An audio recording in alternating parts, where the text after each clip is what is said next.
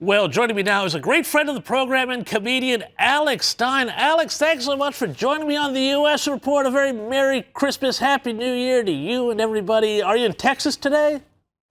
I am in Texas. It's a beautiful winter. It's not too cold, but it's very nice. No snow. We don't really get a lot of snow here, but the weather is beautiful because at least I'm not burning up in the Texas sun right now. So I love it. That's fantastic. Hey, there's so much news to talk about this week here, and I was fascinated by this little story in the New York Post that found that back in 2022, it turned out that the Biden White House was coordinating with the Department of Justice over that raid on Mar-a-Lago. Now, I find this absolutely fascinating because I also just played a little while ago a clip of Kamala Harris saying, oh, no, there was no coordination between the White House and the Department of Justice when it came to the Epstein files, and that's why we didn't release them. Feels to me like they're being caught out as being actually a very politicized Justice Department, as we suspected. Yes, James, but this is where I'm a little worried. We have them dead to rights that basically this whole entire raid of Mar-a-Lago was just a dog and pony show. And now we have evidence. We even have leftist congressmen and senators saying that this search was, not official, unauthorized, using all the typical dictionary words that we hear these politicians say, these, big words.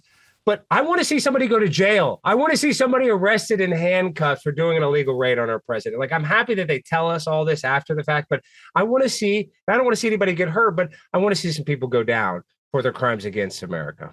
Well, where is all that up to? Because, every time the Trump administration starts to push back against the people who did all these sorts of things, the press starts screaming, it's retribution against his enemies.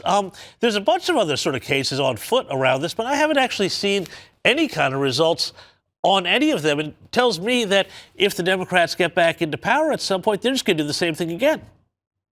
Oh, 100%. And for Donald Trump, one thing of Donald Trump, and I think this is probably one of his few weaknesses, is that even though Donald Trump is a conservative, is right-leaning, Donald Trump wants to be liked by everybody. He wants to be liked by the left. So I think that's why sometimes he actually, he lays off the gas, he pumps the brakes when he has the metaphorical kill shot, or he has, the nuclear weapon that could end all of this. He doesn't drop it because he likes to have mercy on his opponent. So I think that makes him admirable. But sometimes, I want to see a guy get in there and really kind of destroy the enemy that is trying to attack us every single day, metaphorically. That's right. Absolutely go in there and salt the earth. But what are you going to do? We get what we get. Hey, also about this, there's another story here. A crazy lefty has gone viral after a tirade against a Target employee, or a Target as I like to say, simply for wearing one of those Charlie Kirk Freedom t-shirts. Let's have a little bit of a look at this. You stupid? No. Why the you wear that? You're at work at Target. That's not a Target shirt. It's not a plain red shirt.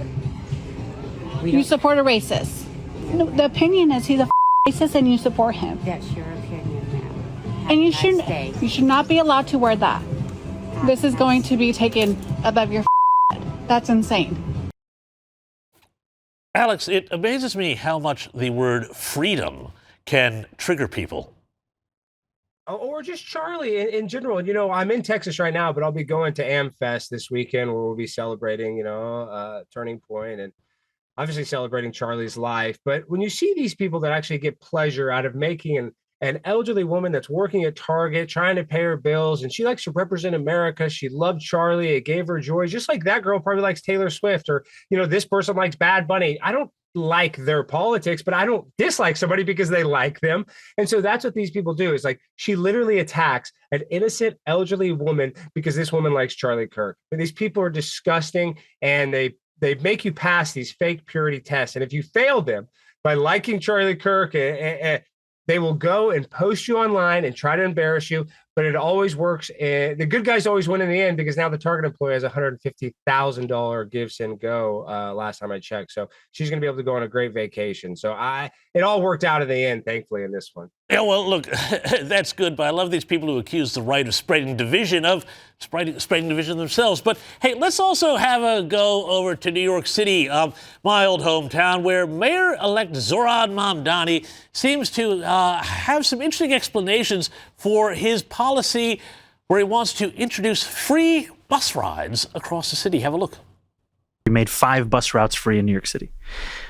when we made those bus routes free after a year, assaults on bus drivers dropped by 38.9%. On the bus drivers? On the bus drivers. Because unlike the train, the act of fare collection on the bus happens on the bus. Yeah, it's their job, And bus drivers and unions have shared anecdotally that about 50% of assaults happen around the fare box.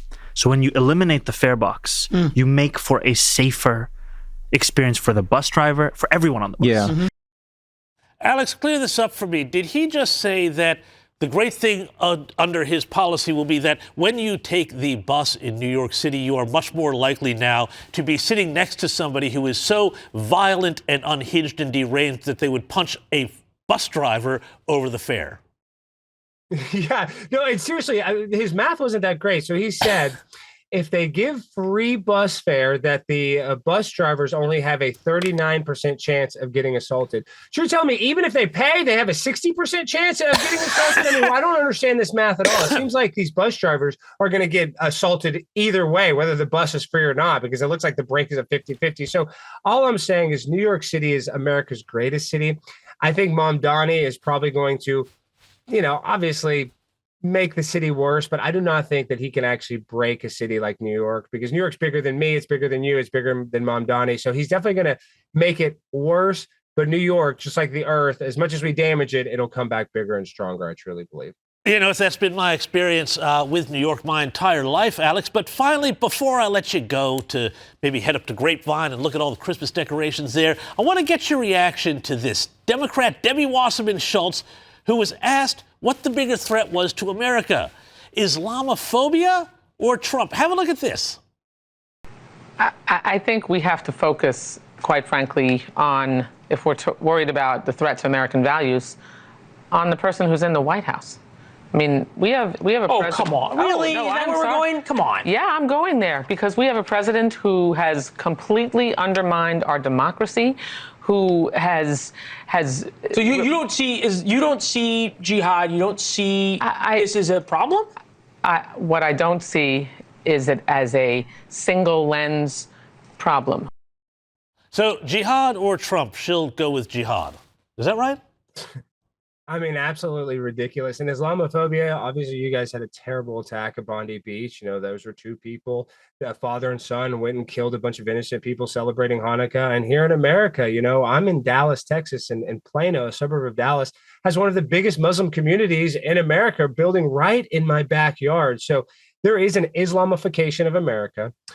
We do have freedom of religion, but we don't have freedom of other countries coming in here and taking over cities like the Somalians are doing. So I'll just tell you this. A lot of Islamic people are great. A lot of them are nonviolent. But when it comes to threatening America's values or our way of life, you're much more likely to be affected by a Islamic terrorist than you are Donald Trump. And she's just being naive, or she's just trying to do that to actually she's lying is what she's doing. She knows that Donald Trump is not a bigger threat than is the Islamification of America. So she's just point blank lying about Donald Trump. Yeah, no, that's right, Alex, and I reckon that she's going for a headline. But yes, thank you for kind words about the alleged attackers there on Bondi Beach last Sunday. It was a terrible event, but thank you so much, Alex, for your time, and we'll see you in the new year.